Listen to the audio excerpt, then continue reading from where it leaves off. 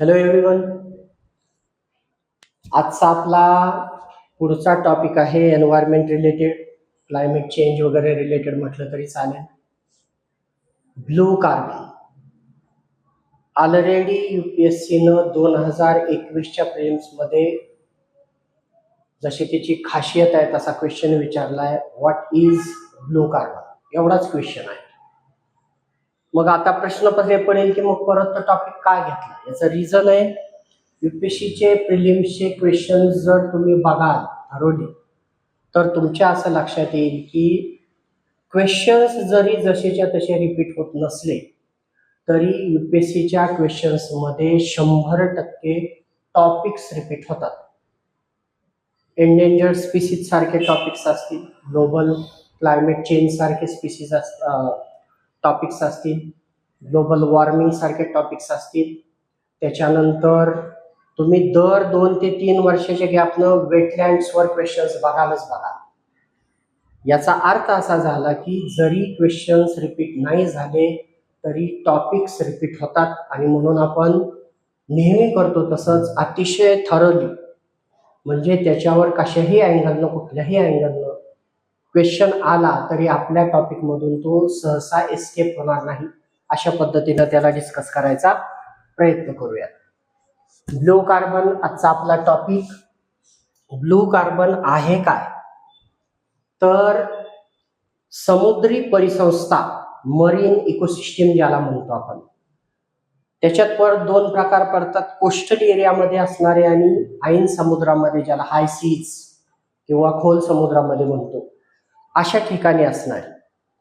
आणि या इकोसिस्टीमच्या मदतीनं जो कार्बन डायऑक्साईडचं ट्रॅपिंग होते त्याला म्हणतायत blue carbon.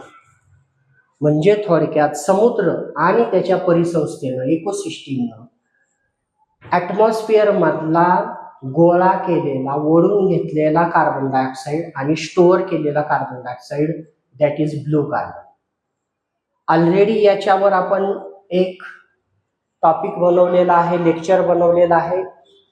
It was related to the coral bleaching, coral reefs जो टॉपिक आहे तो आपण बघायला पाहिजे. पहा, त्याच्यात पण काय म्हटलेलं होतं बघा, मोठ्या प्रमाणात समुद्रातल्या जैव संस्थेनं मोठ्या प्रमाणात कार्बन डायऑक्साईड शोषून घेतल्यामुळं कोरलच्या आतली जी अल्गी आहे, झूझॅन्थिली, ती विषारी पदार्थ तयार करायला लागते आणि मग कोरल्स त्या झूझॅन्थिलीला एक्सपेल करतात.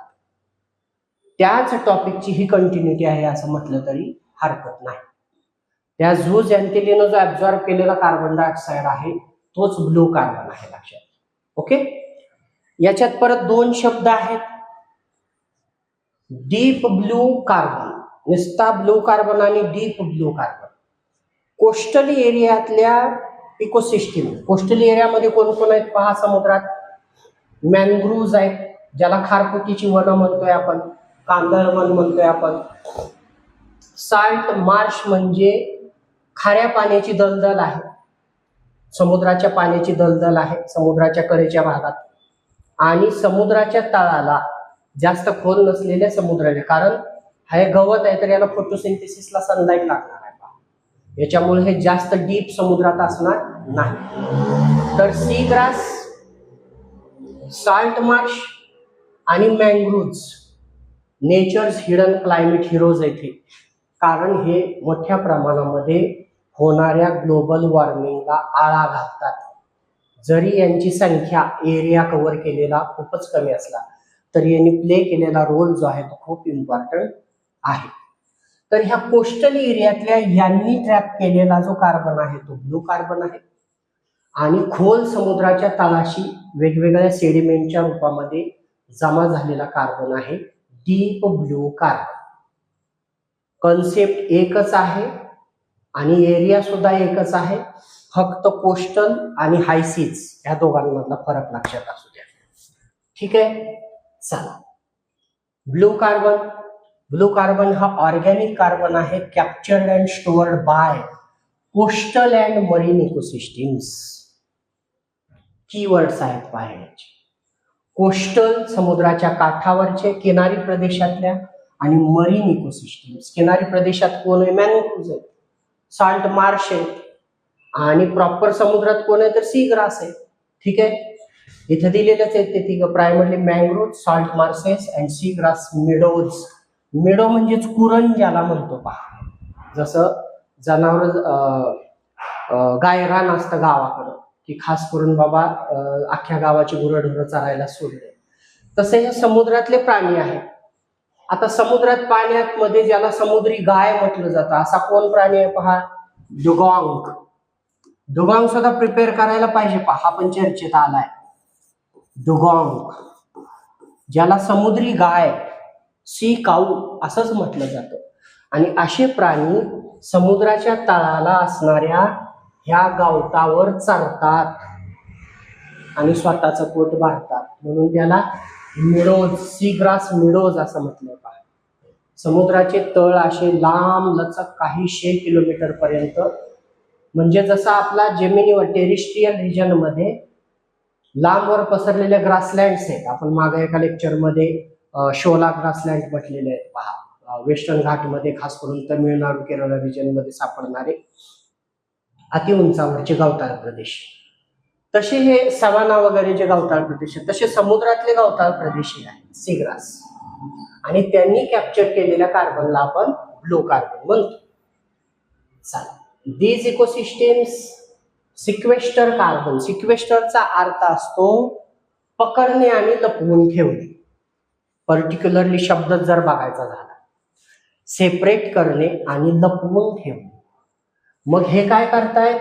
ऍटमॉस्फिअर मधला जो कार्बन डायऑक्साईड आहे, this system ecosystem sequester carbon in plant biomass. कुठे लपवून ठेवतात? प्लांट बायोमास काय असतं बघा, एक मिनिट.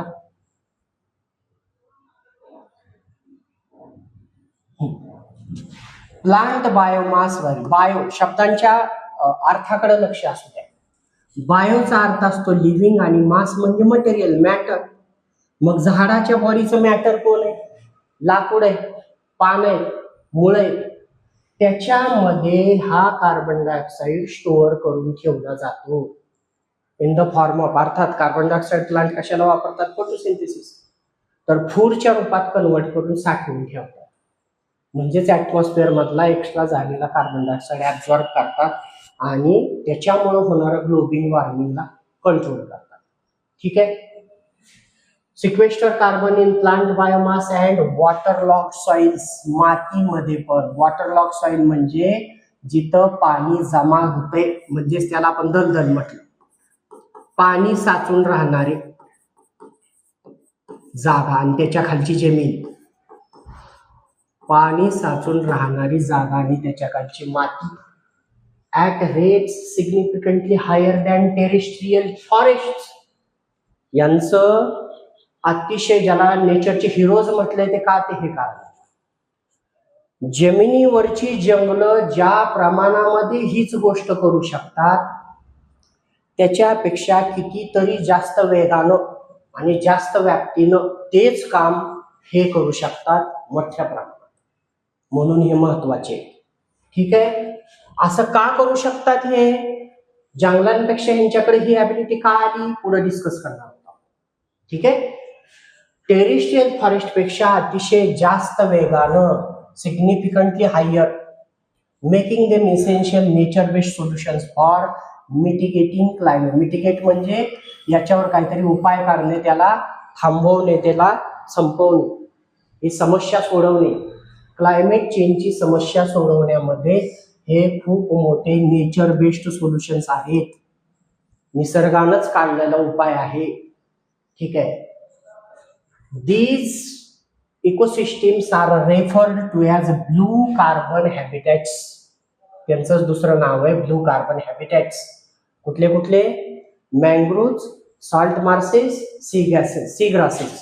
अर्थात एवढेच नाहीत, मेनली हे. ठीक आहे. वॉटरलॉग बघा, त्याचं उत्तर आहे हे जंगलांपेक्षा जास्त वेगानं का करू शकतात. हा question assertion reason type question मध्ये सुद्धा कन्सिडर करायला पाहिजे का. लो कार्बन स्टोरेजचं काम मरीन इकोसिस्टीम्स जास्त वेगानं करतात जमिनीवरच्या जंगलांपेक्षा, हे झालं स्टेटमेंट. ऍसर्शन आणि हे झालं त्याचं रिझन. रिझन काय आहे बघा, यांना ब्लू कार्बन हॅबिटॅट्स म्हणतात, वॉटरलॉग लो ऑक्सिजन सॉइल असतात, त्यामुळं इथं कुजण्याची प्रोसेस जी असते ही अतिशय स्लो होते.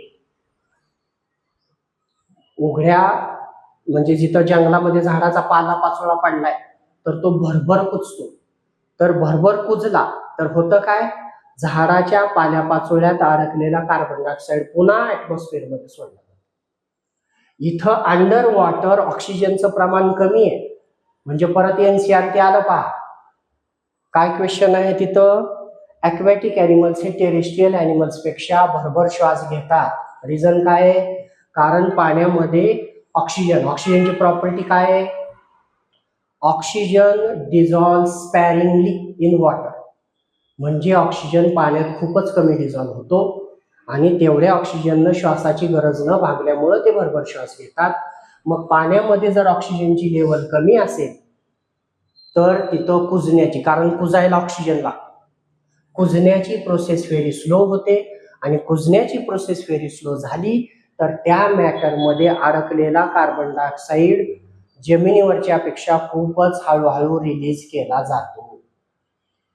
त्याच्यामुळं मरीन इकोसिस्टीमची किंवा त्याला नाव दिले आपण ब्लू कार्बन हॅबिटॅटची जमिनीवरच्या पेक्षा कार्बन डायऑक्साईड स्टोअर करायची, कॅप्चर करायची, त्याला शब्द काय आला, सिक्वेस्टर, कपॅसिटी आणि वेग हा खूपच जास्त आहे, हे त्याचं रिझन आहे.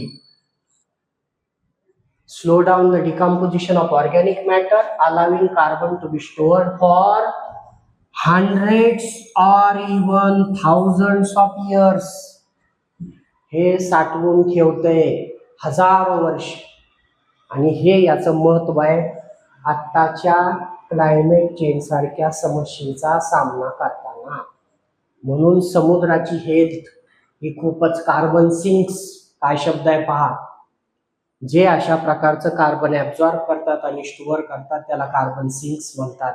मग यूपीएससी मध्ये सारखा वेटलँड्सवर का क्वेश्चन येतोय, कारण वेटलँड सुद्धा ह्याच आहेत, कार्बन सिंक्सच आहेत, हेच काम त्या करतायत आणि त्यामुळं त्यांचं महत्व आहे जास्त. ठीक आहे. इन कॉन्ट्रास्ट टेरेस्ट्रियल रिजन मध्ये, ग्रीन फॉरेस्ट मध्ये डिकम्पोजिशनची प्रोसेस आहे ती भरभर होते आणि साठवलेला जो कार्बन डायऑक्साईड असतो released back into atmosphere much faster. म्हणून जंगलांपेक्षाही याचं महत्व मोठं आहे, जास्त आहे. चला पुढं काय म्हणतंय बघा, ह्याचे काय महत्वाचे मुद्दे आहेत. कोस्टल इकोसिस्टीम ही सगळ्यात महत्वाची आहे. Primary most manageable blue carbon sinks, इथं कार्बन सिंक्स शब्द आला पहा. जसं की कोण कोण आहे त्याच्यात, आपण मगापासून बोलतोय तेच आहे. मँग्रोव्ह फॉरेस्ट, टायडल मार्सेस म्हणजे भरतीचं पाणी आल्यानंतर जिथं पसरतं, ओहोटी झाली की पाणी माघारी जातं, पण सारखं पाणी आल्यामुळं त्या भागात दलदल तयार होते, तिला म्हणतायत सॉल्ट मार्शेस किंवा टायडल मार्सेस. आणि सी ग्रासेस हे खूप महत्वाचे आहेत. यांचा सिक्वेस्ट्रेशन रेट खूपच जास्त आहे, बोललोय मगाच. दे कव्हर, जरी त्यांचा एरिया खूपच कमी असला, दे कव्हर स्मॉल ग्लोबल फुटप्रिंट, म्हणजे त्यांचं अस्तित्व खूपच थोड्या जागेवर आहे, परंतु कॅन बरी carbon in deep water lock soils much more effectively. ते कसं ते आपण आता बघितलंय, एकदा धरून ठेवतंय आणि लवकर कुजत नाही, न कुजल्यामुळं ते पुन्हा धरलेलं सोडत नाही. ठीक आहे. आणि ऑल ओव्हर ॲटमॉस्फिअर मधला 93% ऑलमोस्ट कार्बन डायऑक्साईडचं ऍब्झॉर्प्शन आणि स्टोरेजचं काम हे करते. लक्षात घ्या, हे याचं महत्व आहे. नंतर carbon sinks capture carbon dioxide from atmosphere and oceans, समुद्रात पण पाण्यात डिझॉल्व झालेला आणि इथला, आणि प्लस अजून कुठला, शंख शिंपले कॅल्शियम कार्बोनेट आहे, ते ज्यावेळेस आतले प्राणी मरतात त्यावेळेस त्याचा पण ढीग जो आहे तो समुद्राच्या तळाशी लागतो, त्याला सेडिमेंट्स असा शब्द येतोय. ठीक आहे. जो मॅटर अजून असा प्रेशरनं घट्ट झालेला नाही, रॉक सारखा, दगडासारखा, असा थोडासा ढिला ढाला मॅटर इज सेडिमेंट्स. त्याच्यात पण कार्बन डायऑक्साईड असते. Storing it in biomass and sediments, आला पहा शब्द sediments, for centuries or millennia, हजारो लाखो वर्ष याला साठवून ठेवू शकते. त्याचबरोबर यांचं दुसरं एन्व्हायरमेंट रिलेटेड बेनिफिट काय आहे बघा. कार्बन म्हणजे हा कार्बन स्टोअर करतो, कार्बनला ऍब्झॉर्ब करू, कार्बनला म्हणजे कार्बन डायऑक्साईड लक्षात घ्या. ब्लू कार्बन मध्ये कार्बन डायऑक्साईड, तर ते तर आहेच याचं महत्व, पण त्याचबरोबर क्रिटिकल सर्व्हिसेस हे आपण कोरल रीफच्या लेक्चरमध्ये पण बोललेलो होतो. यांचं दुसरं महत्व काय, हे किनाऱ्यांचं वादळांपासून रक्षण करतात, जसं की मॅनग्रोव्ह फॉरेस्ट. इव्हन 2004ची जी सुनामी आली होती त्या काळात पण भारतात असं दिसलं होतं की ज्या ज्या राज्यांच्या किनारपट्टीमध्ये मॅनग्रोव्हची जंगलं, खारफुटीची झाडं मोठ्या प्रमाणात आहेत, त्यांना सुनामीचा फटका खूपच कमी प्रमाणात बसला. हा परत एमसीक्यूचा क्वेश्चन आहे. सिक्वेन्स लावा किंवा वन सेंटेन्स आन्सरचा एमसीक्यूचा क्वेश्चन. भारतात सगळ्यात जास्त खारफुटीची जंगलांचं पर्सेंटेज कुठल्या राज्याच्या किनारपट्टीत आहे, किंवा कुठल्या राज्याच्या किनारपट्टीत किती खारफुटीची जंगल आहेत, मॅनग्रोव्ह फॉरेस्ट, त्या हिशोबानं त्यांची सिक्वेन्स लावा, इन्क्रीजिंग किंवा डिक्रीजिंग. तर तो पण एक क्वेश्चन बघून घेतला पाहिजे. चला, तर हे क्रिटिकल सर्व्हिसेस वादळापासून रक्षण करतात. त्यानंतर किनाऱ्यांची धूप होऊ देत नाहीत, म्हणजेच लाटांनी वगैरे सारखी सारखी माती वाहून जाते तसं होऊ देत नाहीत, माती घट्ट धरून ठेवतात. वॉटर क्वालिटी रेग्युलेशन म्हणजे काय करतात, हे नॅचरल फिल्टर म्हणून काम करतात. म्हणजे नदीच्या कडेची वाळूचा उपसा केला तर वाळू एक नॅचरल फिल्टर होती, जी तुमच्या आजूबाजूच्या पिण्याच्या पाण्याच्या गावांच्या ज्या विहिरी आहेत त्याला फिल्टर करून ती पाणी देत होती. पण वाळूच सगळी खरडून काढली तर आता ते घाण पाणी, खराब पाणी, वास मारणार पाणी यायला लागलं. तीच गोष्ट इथं आहे. Water quality regulation and habitat of fisheries, हे पण आपण कोरल रीफ मध्ये बघितलेलं आहे की लहान सहान माशांच्या पिल्लांच्या वाढीसाठी म्हणून हे अतिशय महत्वाचं ठिकाण म्हणून काम करतात. अजून काय, यांना कशाचा धोका आहे बघा, ह्युमन इंटरव्हेन्शन हा सगळीकडेच असतो, त्याच्यामुळेच झालंय सगळं. क्लायमेट फायनान्स मध्ये परत थोडेसे जर तुम्ही ग्लोबल वॉर्मिंग रिलेटेड काही टॉपिक बघत असाल तर कार्बन क्रेडिट, कार्बन मार्केट अशा प्रकारचे शब्द वाचनात आलेले असतील पहा तुमच्या. ऍक्च्युली त्याच्यावर एक सेपरेट लेक्चरच करायला पाहिजे. कार्बन क्रेडिट म्हणजे काय, तुम्ही किती प्रमाणामध्ये पोल्युशन कमी केलं आणि उलट कार्बन डायऑक्साईड ऍब्झॉर्ब करणारी सिस्टीम उभा केली तर त्या हिशोबानं त्या देशाला कमी पोल्युशन करणारा देश म्हणून इंटरनॅशनल मार्केटमध्ये काही क्रेडिट्स मिळतील, त्याला कार्बन क्रेडिट्स म्हणतात. मग प्रदूषण जो आणि तुम्हाला प्रोत्साहन मिळावं, म्हणजे पैशांच्या रूपामध्ये प्रोत्साहन मिळेल की ठीक आहे चांगलं काम करताय, मग तुम्ही आणखीन झाडं लावा, जंगल वाढवा, या प्रकारचे इकोसिस्टीम वाचवा. अशा प्रकारच्या ज्या ह्या कोस्टल इकोसिस्टीम आहेत ह्या जगामध्ये सगळ्यात जास्त मोठ्या प्रमाणात चायनामध्ये आहेत, लक्षात घ्या. आणि त्यांनी याला वाचवायला सुरुवात केलेली आहे. म्हणजे एका प्रकारे इंटरनॅशनल कोऑपरेशन सुरू झालेलं आहे की ऑलरेडी ज्यांचे पोल्युशन कमी आहे अशांनी पोल्युशन जास्त होतंय किंवा नुकसान जास्त झालंय इकोसिस्टीमचं, अशा देशांना मदतीचा हात देण्याची एक जी पद्धत आहे ती ह्या कार्बन मार्केटच्या मदतीतून आपल्याला बघायला मिळते. Enabling funding for conservation and restoration to reduce greenhouse gas emissions, याच्यातून मोठ्या प्रमाणात पैसा उभा राहतो आणि त्याच्यातून ज्या देशांना स्वतःच्या बळावर हे कन्झर्वेशन करता येणं शक्य नसतं त्यांना पण हे करता येणं पॉसिबल होऊ शकतं. चला, ब्लू कार्बन इकोसिस्टीम आणि त्याचं फंक्शन काय आहे बघा. आता आपण एक एक बघूयात. काय, मॅंग्रोव्ह विषयी सेपरेट बघूयात, साल्ट मार्सेस विषयी, सीग्रास विषयी सेपरेट बघूयात. बघा, म्हणजे परत हे एक एक जे आहेत ते सेपरेट एमसीक्यूचे क्वेश्चन्स आहेत, लक्षात घ्या. काय, mangrove tropical and sub tropical forest आला परत एमसीक्यू. मॅंग्रोव्ह कुठल्या भागात आढळतात, हे फक्त ट्रॉपिकल आणि सब ट्रॉपिकल फॉरेस्ट मधून म्हणजे त्या कॅटेगरीमध्ये येतात.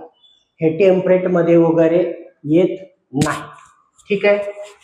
चला, आणि कार्बन रिच इकोसिस्टीम आहे मोस्ट कार्बन रिच. म्हणजे बघा त्या सगळ्यांमध्ये पण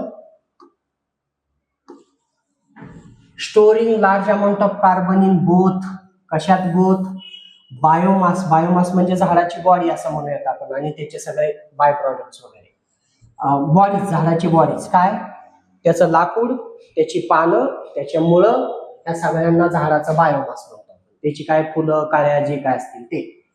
आणि डीप सॉइल्स हे महत्वाचं आहे. मुळांच्या माध्यमातून ऍब्झॉर्ब केलेला कार्बन डायऑक्साईड कन्वर्ट करून कशात सोडता येते, डीप सॉइल्स. आणि तिथं कुजण्याची प्रोसेस खूपच स्लो असल्यामुळं अशा पद्धतीनं सिक्वेस्टर केलेला, परत सिक्वेस्टर शब्दाचा अर्थ लक्षात घ्या, याच्याशी रिलेटेड हाच शब्द क्वेश्चन पेपर मध्ये सुद्धा येतो. सिक्वेस्टरचा अर्थ आहे ऍब्झॉर्ब करून लपवून ठेवणे. तर हे त्या डीप सॉइल मध्ये पण त्याला लपवून ठेवतायत. आणि त्याचबरोबर मँग्रोव्हचं दुसरं महत्व काय आहे, कोस्टलाईन फ्रॉम इरोजन, बघितलं मागाच, झीज धूप होण्यापासून वाचवतंय, वादळांपासून किनारपट्टीला वाचवतंय, आणि लहान लहान माशांच्या पिल्लांची नर्सरी, म्हणजे त्यांना पूर्ण मोठं होईपर्यंत एक सेफ झोन, शिकारी प्राण्यांपासून असेल, बाकीच्यांपासून असेल, खाण्यापिण्याला भरपूर अवेलेबिलिटी, अशा भागात म्हणून एक त्यांचं पाळणाघर आहे लहान माशांच्या पिल्लांचं, ते म्हणून हे काम करतंय. त्यानंतर भरतीच्या मुळे निर्माण झालेली जी दलदल आहे कुठं सापडते, परत हा MCQ आहे पहा, मुख्यत्वे करून टेम्परेट रिजन मध्ये अशा प्रकारच्या दलदली सापडतात. जसं इथं काय होतं, मँग्रोव्ह कुठं सापडतात, ट्रॉपिकल अँड सबट्रॉपिकल रिजन मध्ये सापडतात. तर हे टेम्परेट म्हणजे जास्त गरम नाही, जास्त थंड नाही, माहिती आहे तुम्हाला. ध्रुवीय प्रदेश आणि इक्वेटरच्या प्रदेशाच्या मधला प्रदेश हा टेम्परेट प्रदेश आहे. इक्वेटरच्या प्रदेश हा ट्रॉपिकल, त्याच्या शेजारचा सबट्रॉपिकल, आणि सबट्रॉपिकलला चिकटून टेम्परेट, आणि मग पोलर रिजन. ठीक आहे, तर त्या रिजन मध्ये सापडतो. आणि अक्युमुलेट मिनरल, काय काय साठवतंय, मिनरल अँड ऑर्गॅनिक सेडिमेंट. परत सेडिमेंट म्हणजे काय सांगितलंय आपण, म्हणजे झाडाचा पाला पाचोळा वगैरे पडला आणि तो कुजायला लागला, दॅट इज ऑर्गॅनिक. आणि त्याचा सगळा असा जो गाळ गाळ असल्यासारखं मॅटर तयार झालं ते सेडिमेंट, त्याच्यामध्ये हे साठवतंय. आणि almost all of the carbon या tidal marsh stored in their deep soil layers. परत हे महत्वाचं आहे, जेवढं खोलवर हे साठवेल तेवढं त्याचं ऍटमॉस्फिअर मध्ये रिलीज होण्याची शक्यता दीर्घकालीन असेल. म्हणजे ते जास्त काळ साठवून ठेवेल, लवकर रिलीज होऊ देणार नाही, हे त्याचं महत्व आहे. सीग्रास मिडोज मध्ये काय होतं पहा, सबमर्ज. परत याचं परत MCQ आहे, एकमेव वनस्पती आहे जी पाण्याच्या खाली बुडालेली असून, सबमर्ज असून सुद्धा तिला फुलं येतात.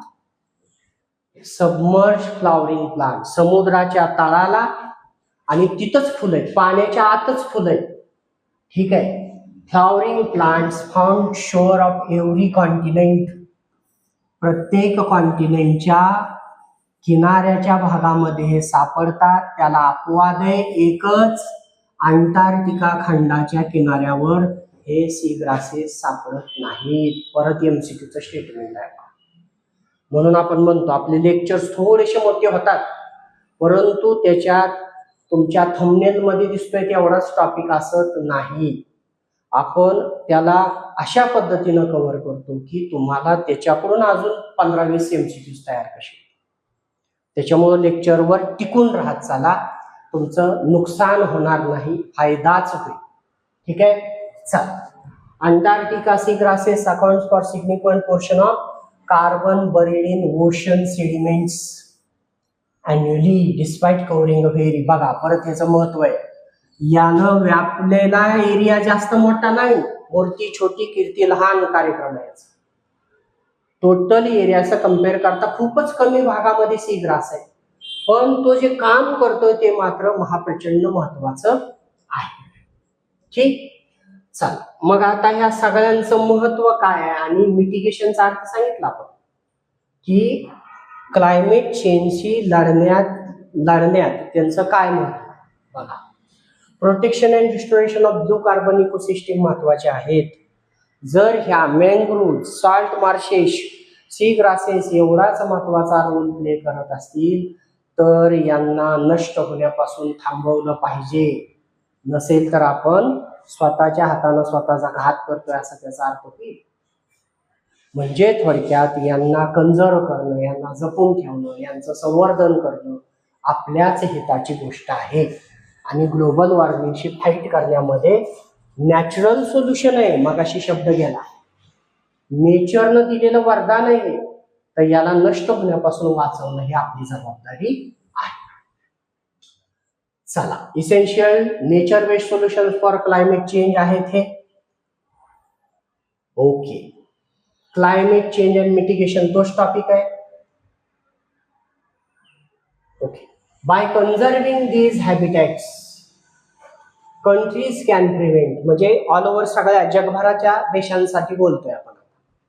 काय करू शकतात वेगवेगळे देश? Release of stored carbon dioxide थांबवू शकतात. जमिनीवरच्या पेक्षा ह्याचं जास्त महत्व आहे असं का म्हणलं आपण? हे लवकर धरलेला सोडत नाही. तर यांनाच व्यवस्थित सांभाळलं तर यांनी स्टोअर केलेला कार्बन डायऑक्साईड तसाच व्यवस्थित राहील, आतमध्ये लपलेला दबलेला. ठीक आहे. आणि जर तुम्ही यांना नष्ट करायला जाल किंवा नष्ट होऊ द्याल,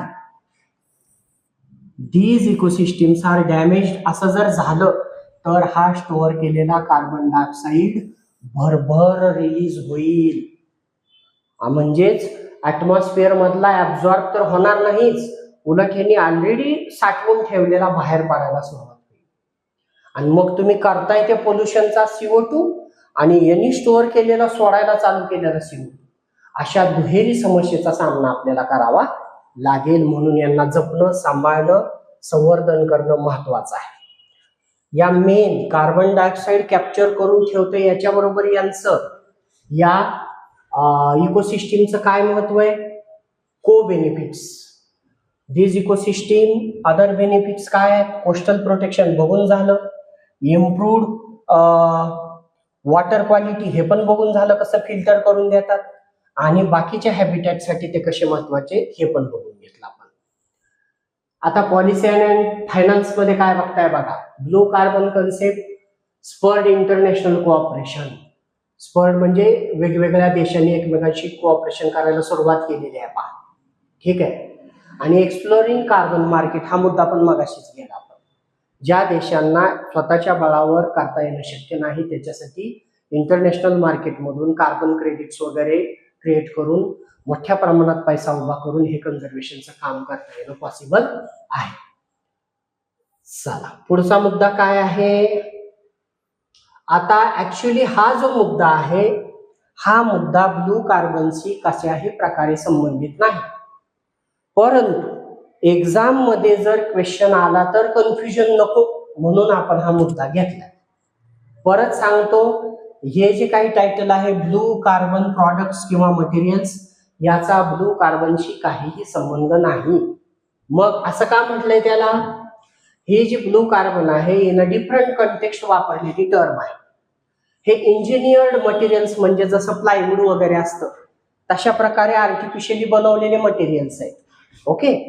काय वापरतात त्याच्यात? कार्बन फायबर, कार्बनचे खास प्रकारचे बनवलेले artificial fibres, carbon fibres products आहेत हे, विथ अ ब्लू अपीरन्स.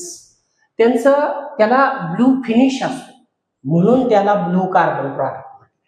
लक्षात घ्या. म्हणजे काय? अशा वस्तू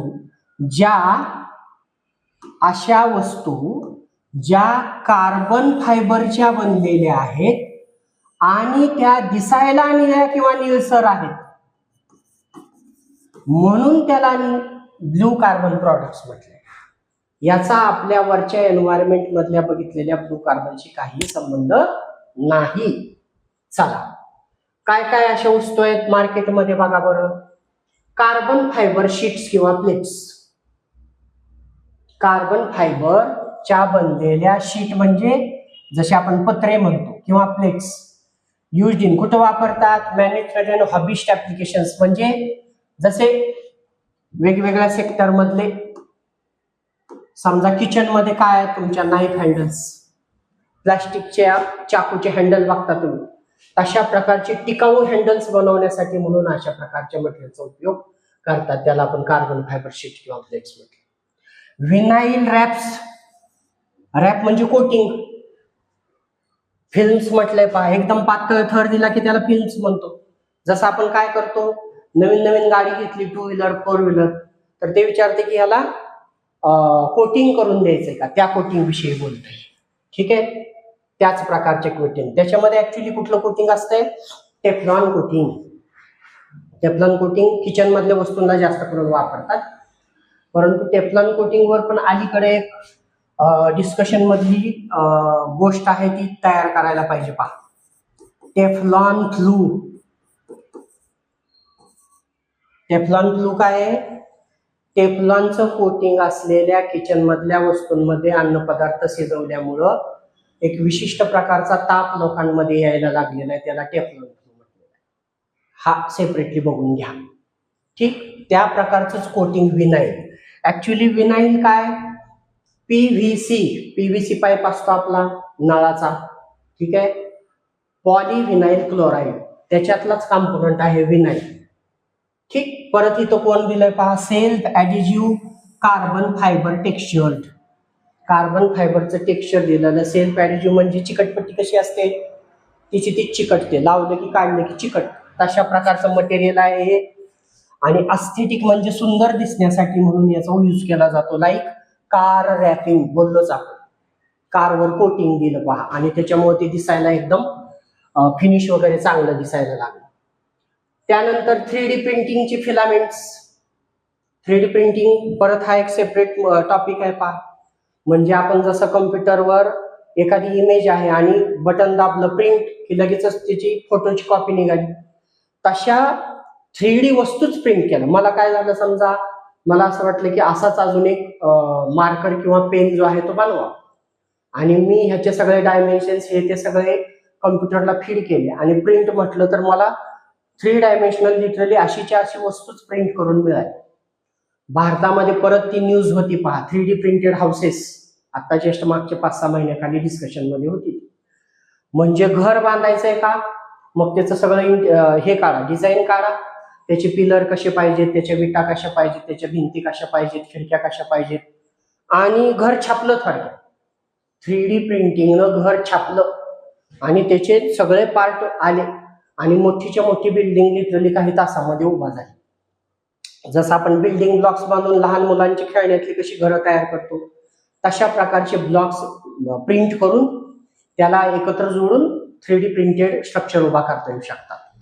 तसं हे आहे 3D प्रिंटिंगच्या काही गोष्टींसाठी सुद्धा हे कार्बन फायबर रिएन्फोर्स्ड म्हणजे मजबूत करणे, मजबूत स्ट्रॉंग केलेले 3D प्रिंटिंग फिलामेंट्स लाईक बांबू, त्याचे लहान लहान बांबू पण मजबूत मटेरियल आहे पहा, तर त्याचे जर तुम्ही असा बांबू एकदम फोडला तर बारके बारके दोरे दोरे निघतात. तशा प्रकारचं स्ट्रक्चर एकत्र करून हे used for printing high strength, light weight and durable parts. तर थोडक्यात सांगायचा मुद्दा काय, ब्लू कार्बन प्रॉडक्ट्स किंवा मटेरियलचा ब्लू कार्बनशी काही संबंध नाही, फक्त हे कार्बन फायबरचं बनलेलं मटेरियल आहे आणि दिसायला निळं आहे म्हणून याला ब्लू कार्बन प्रॉडक्ट्स म्हणलेलं आहे. हा मुद्दा आपण खास याच्यासाठी घेतला की याचं आणि आपल्या इकोसिस्टीम मधल्या एन्व्हायरमेंट मधल्या ब्लू कार्बनचं कन्फ्युजन होऊ नये. अपेक्षा करूयात आपण हा जो टॉपिक घेतलाय तो एवढा घेतलाय की त्याच्यातून आल्यानंतर प्रिलिम्स येओ, मेन्स येओ, खास करून प्रिलिमसाठीचे पण आता आपण प्रिलिमचं शेड्यूल आहे आपलं, तर आपण प्रिलिमच्या अँगलनं बोलूयात, परंतु त्याच्यातून काही सुटेल असं आपण काही ठेवलेलं नाही असं मला वाटतं. काही सजेशन्स असतील तर कमेंट्स बॉक्समध्ये द्यायचं. थँक्यू.